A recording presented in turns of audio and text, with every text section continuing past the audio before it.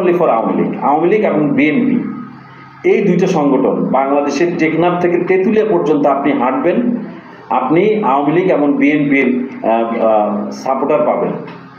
হ্যাঁ, কর্মী পাবেন, নট অনলি ফর সাপোর্টার, কর্মী পাবেন সরাসরি।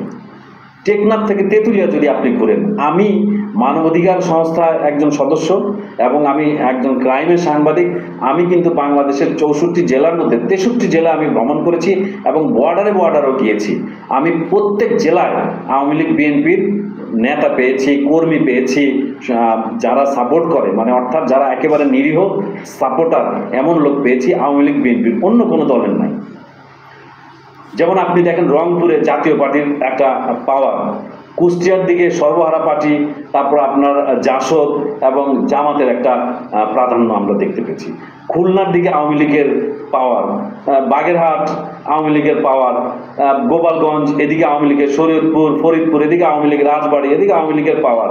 আবার দেখেন চট্টগ্রাম এদিকে বিএনপির একটা প্রভাব, বগুড়ার দিকে বিএনপির, ফেনীর দিকে বিএনপির প্রভাব, এইরকম।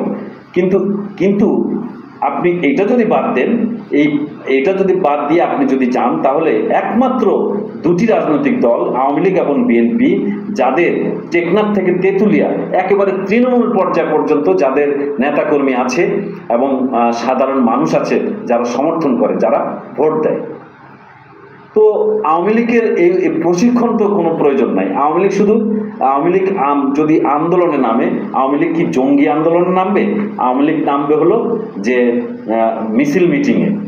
হ্যাঁ, হয়তো দুই একটা গাড়ি ভেঙে দিবে, হয়তো দুই একটা গাড়ি জ্বালিয়ে দিবে, এছাড়া আর কি নামতে পারে? আওয়ামী লীগের জঙ্গি অ্যাটাক তো আওয়ামী লীগ জীবনও করবে না।